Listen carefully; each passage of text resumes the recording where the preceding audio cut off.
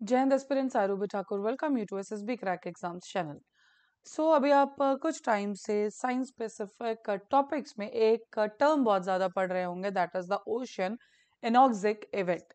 तो चलिए आज के पूरी वीडियो लेक्चर में जाने कि इवेंट क्या है और इतना पुराना इवेंट जो कम से कम 119 मिलियन ईयर्स पुराना है उसके बारे में अब क्यों बात की जा रही है।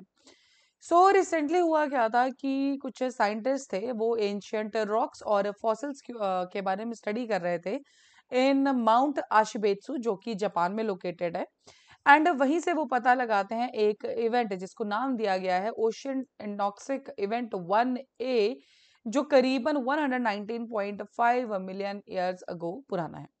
और एक नॉर्मल लैंग्वेज में जो टर्म है ओशियन एनॉक्सिक, इसका मतलब है कि लैक ऑफ ऑक्सीजन था। It was not a normal lack, मतलब काफी ज्यादा क्रिटिकल था उस पर्टिकुलर टाइम पे जो सारा का सारा इशू था।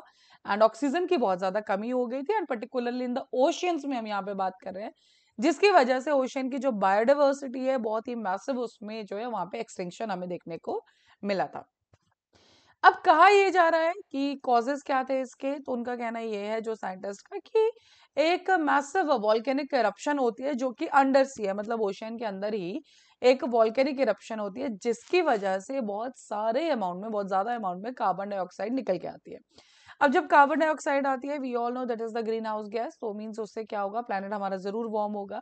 एंड उसी की वजह से जो क्या है, ऑक्सीजन के जो लेवल्स है वो प्रॉपर डिसरप्ट हो गए। तो हाई कार्बन डाइऑक्साइड और लो ऑक्सीजन की वजह से बहुत ही ज्यादा हॉस्टाइल, बहुत ही ज्यादा क्रिटिकल एनवायरनमेंट हो जाता है वहां पे to the marine life, and उसी की वजह से जो है उन्हें एक्सटिंक्शन फेस करना पड़ता है। और ये जो इवेंट है कम से कम 1.1 मिलियन ईयर्स तक ये इवेंट चला। One of the largest ocean anoxic event इसको कहा जाता है। इन द क्रिटेशियस पीरियड के दौरान इस पर्टिकुलर इवेंट की अकरेंस हमें देखने को मिलती है। तो ऑफ कोर्स क्या होगा जी, biodiversity loss for sure, drastic reduction in the plankton populations. Oceanic जो एनॉक्सिक इवेंट है, बेसिकली इसके बारे में जो बात की गई थी that was in the 1970s for the first. Geologist क्या डिस्कवर करते हैं कि black carbon rich shale deposits हैं जो कि लो ऑक्सीजन कंडीशंस के अंदर में हमें मिलते हैं। एंड बेसिकली ये जो डिपॉजिट्स है वो एक्यूमुलेटेड ऑर्गेनिक मैटर है, बल्कि डिकम्पोजिंग नहीं है। बोलने का मतलब क्या है, जब भी हम कोल के बारे में पढ़ते हैं या जो इस तरह के ऑयल के बारे में पढ़ते हैं, बेसिकली वो क्या है, डिकम्पोजिशन ऑफ जो हमारा ऑर्गेनिक मटेरियल है उसी में। बट यहाँ पे क्या पाया गया कि शेल गैस के कुछ एलिमेंट्स थे जो ब्लैक भी थे, कार्बन रिच भी थे, जो डिपॉजिट्स थे, बट वो डिकम्पोज जो मटेरियल वो नहीं था, वो था जो ऑर्गेनिक मैटर ऑलरेडी था उसी का जो एक्यूमुलेट होके एक जगह पे उससे वो पर्टिकुलर चीज बनी हुई थी। सो दैट इज बिकॉज क्योंकि डिकम्पोजिंग जो डिकम्पोजिशन के लिए भी we need a proper water, that is the oxygen. जो रिसर्चर्स हैं उन्होंने और चीजें क्या एग्जामिन की, वॉल्केनिक एश लेयर जो कि होकाइडू आइलैंड के अंदर है, अगर आप देखेंगे so this is the होकाइडू island, यहाँ पे मैप में मेंशन भी है। ये जो लेयर्स हैं ये ओवर द टाइम सॉलिडिफाई हो चुकी हैं वोल्केनिक एक्टिविटी के बाद से। तो ये जो क्रिस्टल्स थे जो ऐश के अंदर, जो वहां पे राख थी, ये जो वोल्केनिक ऐश है, उनको जब स्टडी किया गया तो साइंटिस्ट उसी से निकाल पाए डेट कि कब वो इरप्शन हो, एंड उसी के बाद उसी पर्टिकुलर चीज को लिंक किया गया OA1A। तो तब बोला गया कि ये जो ओशन एनॉक्सिक इवेंट उस पर्टिकुलर टाइम पे हुआ था, that is by the this eruption only. साथ ही में ये तो चलो डेट तो उन्होंने सेम की, बट साथ ही में उन्होंने एनालाइज किया कार्बन और ऑस्मियम के आइसोटोप्स। एंड आप जानते हैं कि कार्बन साइकिल अंडरस्टैंड करने के लिए दोनों ही काफी अच्छे जो है एक वे आप कह सकते हैं। Store study link finding from the Japan with global volcanic activity. OAE1A event जो है बिगैन हुआ था कैसे, जैसे कि मैंने आपको बताया, rapid rise in the volcanic carbon dioxide emissions, and उसी के साथ एक्सेस जो ऑर्गेनिक मटेरियल था वो बरी हो गया था। और eruptions from the Ontong Java Nui volcanic complex, ये सारी हालांकि हम आगे बात भी करेंगे इनके ऊपर में कि ऑनटोंग जावा न्यूई वॉल्केनिक, लेकिन ये ध्यान रखिएगा कि एक साथ जब इतने सारे इवेंट्स चल रहे थे उसी के बीच में ये जो हमें देखने को मिलता है, जिसका बारे में हम बात करें OA1A, तो yes this is the reason. Carbon dioxide, इसका इम्पैक्ट क्या, कार्बन डाइऑक्साइड का इंटरेक्शन होगा किसके साथ, सी वाटर के साथ, और जब वाटर के साथ कार्बन डाइऑक्साइड मिलेगी क्या बनेगा, कार्बोनिक एसिड। जब मराइन ऑर्गेनिजम्स के जो शेल्स हैं उनको डिसॉल्व करेगा, ऑक्सीजन लेवल्स को वो रिड्यूस कर देगा बिकॉज सब कार्बोनिक एसिड बन चुका है, जिसकी वजह से हमें रिजल्ट क्या देखने को मिलेगा, extinction of the marine species, biodiversity loss बहुत ज्यादा हैवी होगा, प्लैंकटॉन्स जो कि बेस माने जाते हैं मराइन इकोसिस्टम के, उनका लॉस हमें देखने को मिला। एंड जिसकी वजह से हमें क्या देखने को मिलता है, ब्लैक शेल्स देखने को मिलते हैं, कार्बन रिच लेयर्स देखते हैं और जियोलॉजिकल रिकॉर्ड्स के अंदर।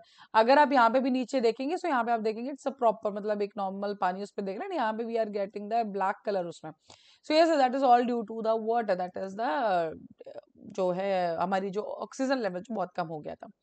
करेक्टरिस्टिक्स क्या है, कार्बन सिक्वेस्ट्रेशन। सो सिंपल सी बात है, आप जानते हैं इस पर्टिकुलर टर्म का मतलब क्या है कि एनवायरनमेंट में से कैसे ज्यादा से ज्यादा जो है कार्बन डाइऑक्साइड हमें एब्जॉर्ब करनी है।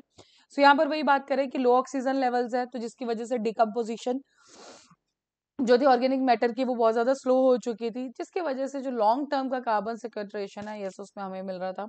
कार्बन डाइऑक्साइड के जो लेवल्स एटमॉस्फेयर में जरूर कम हो, जैसे कि Black Sea, Cariaco basin Caribbean Sea है, और का basin Gulf of Mexico, these are some of the examples. अब इस पर्टिकुलर उसमें हमने कुछ टर्म्स पढ़ी, जैसे कि माउंट आशिबेत्सु, तो this is located in Japan and known for ancient rocks and fuels fossil sorry. So critical vital information है, पर्टिकुलरली एनवायरमेंटल क्राइसिस, जैसे कि OAE-1A के बारे में भी यहीं से पता लगा। Second we have the Ontong Java न्यूई, ये क्या है, एक इग्नियस प्रोविंस है जो कि पैसिफिक ओशन के अंदर है, एंड इसने भी कंट्रीब्यूट किया है to the OAE-1A event, extensive volcanic eruptions की वजह से और कार्बन डाइऑक्साइड जो रिलीज हुआ।